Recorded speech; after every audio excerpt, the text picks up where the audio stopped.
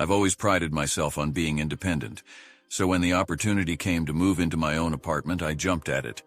It was a cozy little place nestled on the outskirts of town, the perfect retreat for a quiet life. Little did I know that living alone would soon turn into a terrifying nightmare. The unease settled in slowly like a lingering fog. It started with small things, subtle creaks in the dead of night, shadows that danced in the corner of my eye. I dismissed them as figments of an overactive imagination, but deep down a growing sense of dread gnawed at me. It was one particular night when things took a sinister turn. As I lay in bed, I heard faint whispers coming from the hallway outside my bedroom.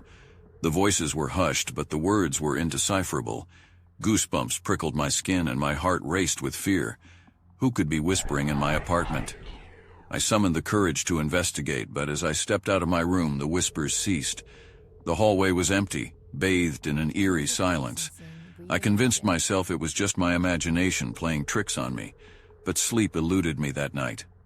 Days turned into weeks, and the occurrences grew more frequent and menacing. Objects would go missing, only to reappear in inexplicable places. The television turned on by itself, emitting static that sent chills down my spine.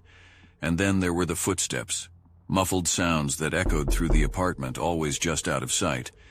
I reached out to friends and family, desperate for some semblance of sanity.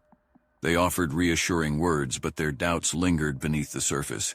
I was alone in this ordeal, trapped in a nightmare of my own making. One night, as I lay awake, my senses heightened by fear, I noticed a faint glow emanating from beneath my bedroom door. The soft flickering danced across the floor, beckoning me to investigate. Trembling, I mustered the courage to approach.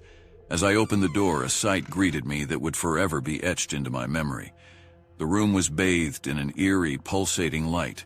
Shadows twisted and contorted on the walls, taking on grotesque shapes that defied logic. And in the center of it all stood a figure, a dark silhouette, motionless and foreboding. Fear rooted me to the spot as the figure turned its gaze towards me. Its eyes, if they could be called eyes, were two soulless voids that seemed to consume the light around them. It beckoned me closer, a voiceless invitation that filled me with a terror I had never known. The next thing I remember was waking up, drenched in cold sweat, in the safety of my bed. Had it all been a dream? The scars of that encounter remained etched on my psyche, a constant reminder of the horrors that lurked within my own home. Days turned into months, and I became a shell of my former self. The apartment that was once my sanctuary had transformed into a prison of fear. I longed for escape, but the entity that haunted me seemed to revel in my torment. In a final act of desperation, I sought the help of a renowned paranormal investigator. With a mix of skepticism and hope, we conducted a thorough investigation of my apartment. But to our dismay, no evidence of the entity could be found. It seemed to have vanished, leaving behind only lingering traces of its presence. I moved out of that apartment shortly after, desperate to leave behind the horrors that had plagued my life. But even in my new home, the scars remained.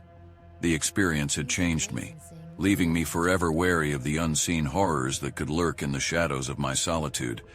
Living alone, once a symbol of independence, had become a chilling reminder of the fragility of my existence. I now find solace in the presence of others, knowing that the true horrors of the world are best faced together.